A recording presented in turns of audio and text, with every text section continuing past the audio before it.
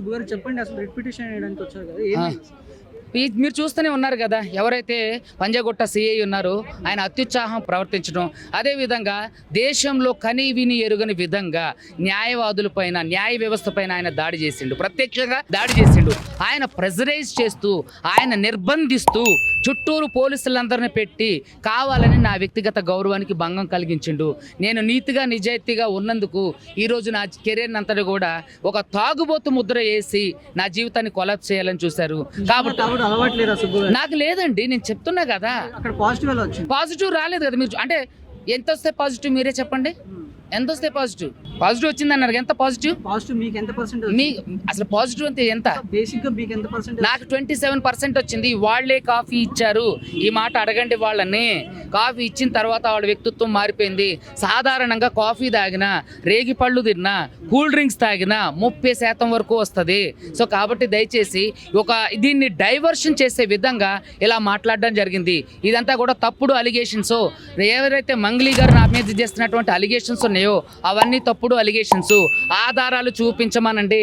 ఇప్పటి వరకు మంగ్లీ గారు చేసినప్పుడు, ఇఫ్ ఇన్ కేస్ మంగ్లీ గారే తప్పు చేసినప్పుడు పోలీసులు కానీ చట్టాలు కానీ ఆవిడ మీద ఎందుకు యాక్షన్ తీసుకోవాలి? అంటే ఇప్పటి వరకు కూడా నాన్ కాగ్నైజబుల్ అఫెన్సే ఆవిడ మీద అయినాయి.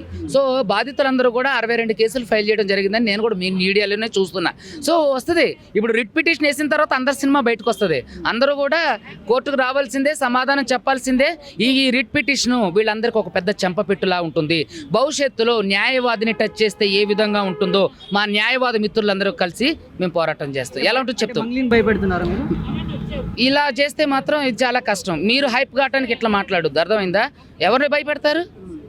ఎవరు భయపెడతారు? మీరు హైప్ చూడండి, ఎవరు భయపెడతారు?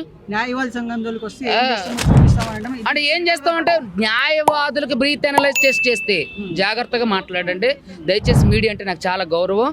చూడండి, ఎప్పుడూ కూడా హైప్గా మాట్లాడి దీన్ని హైప్ క్రియేట్ చేసుకోవడానికి ప్రయత్నించద్దు. ఏదైతే బాధితులు ఉన్నారో వాళ్ళకి న్యాయం చేయడం కోసం మాత్రమే మాట్లాడండి.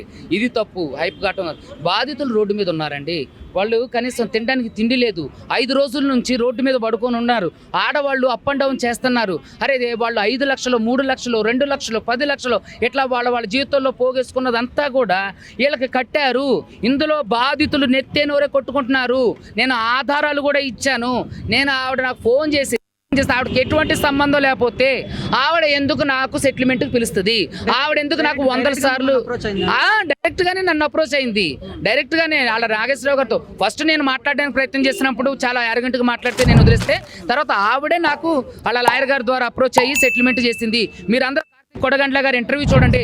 సెటిల్మెంట్ అనే దాని గురించి నేను ఇప్పుడు ఏం చెప్పదలుచుకోలేదు. తర్వాత నేను చెప్పడానికి ప్రయత్నం చేస్తా. రిట్ పిటిషన్లో ఆర్డర్ వచ్చిన తర్వాత అన్ని చేస్తారు.